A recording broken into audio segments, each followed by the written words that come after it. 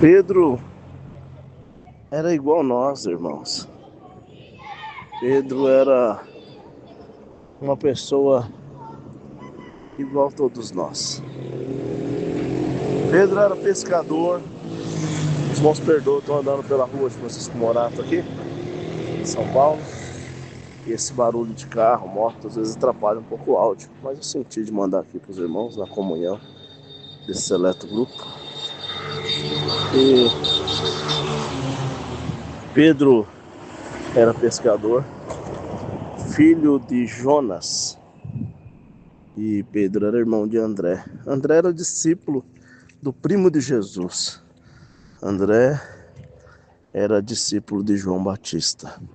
O que era filho de nosso querido irmão Zacarias, que era um sumo sacerdote, não da igreja cristã, mas da igreja ortodoxa, do judaísmo ortodoxo, da ortodoxia dos judeus, né? E da nossa querida irmã Isabel. Para você ver que Deus não faz acepção de pessoas, né? Em toda a Bíblia não fala que Zacarias, o pai de João Batista, se converteu ao cristianismo. Não conta isso. Mas fala que Deus falava com ele, mandava anjo conversar com ele, mesmo ele sendo de uma outra denominação, que era a denominação ortodoxa do judaísmo, né? Então isso quer dizer que Deus não está preocupado com placa denominacional. Deus está preocupado com pessoas de verdade, pessoas de coração puro, né? Então, esse irmão de Pedro, que era André, era discípulo de João, lá nas margens do rio, né? No Rio Jordão. Jesus Cristo, nosso Senhor, ainda não tinha revelado às pessoas que ele era o Messias, e foi até as águas. Chegou nas águas, o seu primo, que era João Batista, o único profeta que fazia batismo era João Batista. Aí João Batista olhou para ele e falou: eu que devo ir a ti, você vem a mim? Ele diz: deixa por agora, vamos fazer, né, para que se cumpra o mandamento. E é tão interessante isso, que às vezes nós queremos que os nossos filhos, pai, parentes, amigos, conservos, companheiros, seja tudo da nossa igreja, né? Seja tudo do nosso clã, do nosso povo. Mas Deus não está preocupado com placa de igreja. Pode ver que João Batista não era do clã do pai dele, Zacarias. O pai dele era sumo sacerdote do templo.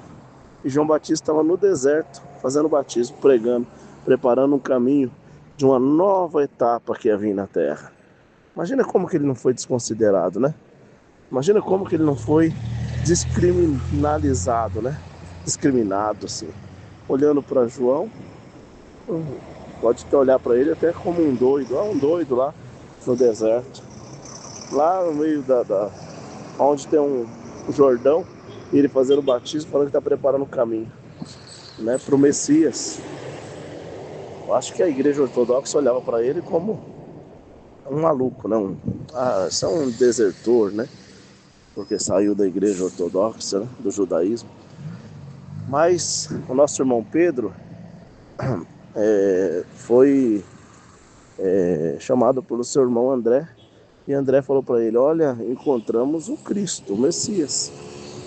Aí Pedro deixou um pouco ali a embarcação, Jesus foi até ele, falou: segue-me, seu nome é Simão, agora será Pedro. E era Simão Pedro, né? E aí ele começou o seu trabalho no Evangelho, pregando o Evangelho de Cristo, observando, sendo discípulo do Senhor. Mas até aí ele não tinha sido bem convertido, né?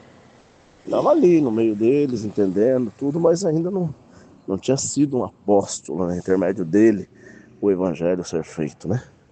Mas o Senhor morreu, ressuscitou dos mortos. E ali Pedro, naquele momento que Jesus falou: olha, convém que eu morra para que eu ressuscite, para que o Evangelho seja pregado. Aí Pedro tomou-se ali à frente e falou: não, mestre, Nunca, enquanto eu estiver aqui, nunca ninguém vai tocar no Senhor. E o Senhor mesmo tinha falado, olha, é bom que vocês vendam as bolsas, vendam as suas sacolas e comprem espadas, que tá vindo uma grande perseguição aí, hein? E ele já estava com a espada dele, né? Até que ele disse, enquanto eu estiver aqui, ninguém mexe com o Senhor. O Senhor falou para ele, para trás de mim, Satanás. Que tem que ser feito a missão, a obra. Olhando, parece até bonito, né? Pedro defendendo o Senhor. Mas naquele momento, ele estava querendo impedir, na verdade, o diabo tentando impedir esse trabalho do Evangelho, que era a morte e a ressurreição do Senhor Jesus Cristo. Então,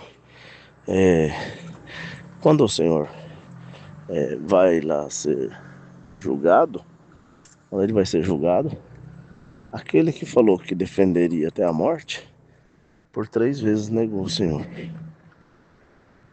Negou a primeira, negou a segunda, negou a terceira. Bom, a trombetinha tocou, que era já o horário de clarear o dia. Então, uma trombeta, uma corneta chamada galo. O galo cantou. E ali Pedro saiu da presença de Deus. Pode ver que Pedro não viu a crucificação de Jesus. Naquele momento ele voltou para aquela vida medíocre dele, humana, sem sentido, ficar pescando, mas dizendo, neguei o Senhor, neguei Cristo, pequei. E agora? Mas como Deus ama o pecador e odeia o pecado, ele, tudo bem?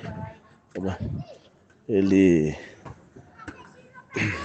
ressuscitado dos mortos, foi lá na cidade onde Pedro tinha a sua embarcação, lá no mar da Galileia, e chega lá em Cafarnaum, ergue as mãos e grita, homem, homem. Pedro olha aquilo e fala, ué, tem alguém me chamando, deixa eu fazer uma volta. Fez uma volta no barco, foi chegando perto da hora, era o Senhor, já ressuscitado dos mortos. E a primeira pergunta foi, Pedro, tu me amas? Pedro, tu me amas? Ô Pedro, tu me amas? Por 3 vezes ele disse, sim, Senhor, tu sabes. Então ele perdoou o pecado de Pedro e disse, apacenta os meus cordeiros, as minhas ovelhas.